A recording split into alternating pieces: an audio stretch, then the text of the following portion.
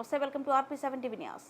దామరచెర్ల మిర్యాలగూడ పరిసర ప్రాంతాలలో చెరువుల్లో మట్టి మాఫియా పట్టించుకొని ప్రభుత్వ యంత్రాంగం ఇటుకల బట్టి మామూళ్ల మత్తులో ప్రభుత్వ యంత్రాంగం సిబ్బంది స్థానికుల అండదండలతో అక్రమ మట్టి త్రవ్వకాలు మూలంగా మే 22న దామరచెర్ల నాగుల చెరువులో ఇద్దరు చిన్నారులు ధనసు మరియు సాత్విక్ ప్రాణాలు విడిచారు. అలాగే మట్టి తరలింపు సమయంలో అనేక ప్రమాదాలు జరిగి ప్రాణాలు కోల్పోయిన ప్రభుత్వాలు పట్టించుకోవడం లేదని స్థానికులు వాపోతున్నారు. ఈ అక్రమ మట్టి మాఫియాదారులపై ఉక్కుపాదంతో మట్టి మాఫియాను అరికట్టి ప్రమాదాల వారి నుండి మా ప్రాణాలను కాపాడాలని స్థానికులు ప్రభుత్వ అధికారులను కోరుతున్నారు. దామరచెర్ల నాగుల చెరువులో అక్రమ మట్టి త్రవ్వకాల గురించి సంబంధిత అధికారిని చరవాణి ద్వారా సంప్రదించగా ఎటువంటి అనుమతులు లేకుండా చెరువులో మట్టి త్రవ్వకాలు జరిపిన వారిపై అనేక కేసులు నమోదు చేసిన. అలాగే ఈ రోజు జరిగిన ప్రమాదం మా దృష్టికి వచ్చిందని ఈ అంశంపై విచారణ జరిపి తదుపరి విచారణ చర్యలు తీసుకుంటామని వివరణ ఇచ్చారు. నాగరాజు అండి, దామరచెర్ల మండలం. నా కొడుకు ఆడుకోవటానికని చెరువులోకి వెళ్ళాడు. గుంతలో నీళ్ళు ఉన్నాయి. నా కొడుకు వయసు 11 సంవత్సరాలు, 4వ తరగతి చదువుతున్నాడు.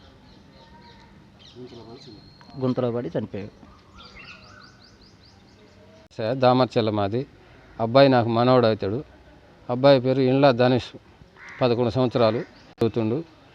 పండగ కానీ అమ్మమ్మ వాళ్ళ ఇంటికి వచ్చిండు. అమ్మమ్మ వాళ్ళ ఇంటికి వచ్చి ఆడుకోవడానికని ఊర్లో పోయి పిల్లలమ్మటి చెరువు కాడికి పోయిండు. ఊరు ముందల నాగుల చెరువు అని ఉంది. అందులో గుంతలు ఉన్నాయి.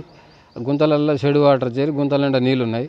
ఈ చిన్నపిల్లవాడు కావడం వల్ల తెలియక గుంతలోకి దిగి జారిపడి చనిపోయిండు. దామరచెర్ల చెరువు, నాగుల చెరువు, దామరచెర్ల నాగుల చెరువు ఊరు ముందే ఉంటుంది. ఆడుకోవడానికి పోయి గుంతలో పడిపోయిండు.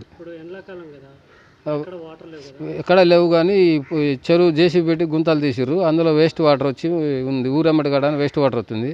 ఆ వేస్ట్ వాటర్ గుంతలు నిండా ఉన్నాయి. ఆ గుంతలు ఎంతలో అవుతుంది అనేది పిల్లగాళ్ళకి తెలియక ఆడుకోవడానికి పోయి జారి అందులో పడిపోయిండు. అందులో పూడు ఉండటం వల్ల మునిగిపోయిండు. తర్వాత ఊరు పక్కన కాబట్టి కేకలేస్తే తీసి బయటికి తీసేటప్పటికల్లా చనిపోయిండు. ఇంకా ఇంకో బాబుకు సీరియస్ ఉంది. ఇద్దరు పడ్డరు. మిగతా ఇద్దరు బయటికి పోయి ఊళ్ళో జనాలను పిలుచుకొచ్చి సరికల్లా ఒక పిల్లగాన్ని కాపాడిండు. ఆయన కూడా సీరియస్ ఉంది. ఆ పిల్లగానికి కూడా ఈయన చనిపోయిండు. ఈ పిల్లలు తల్లిదండ్రులు చాలా పేదోళ్ళు.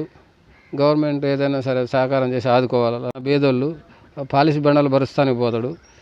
వాళ్ళకి ఏదైనా ప్రభుత్వం నుంచి సాయం అందించాలని ప్రభుత్వాన్ని కోరుకుంటున్నాం.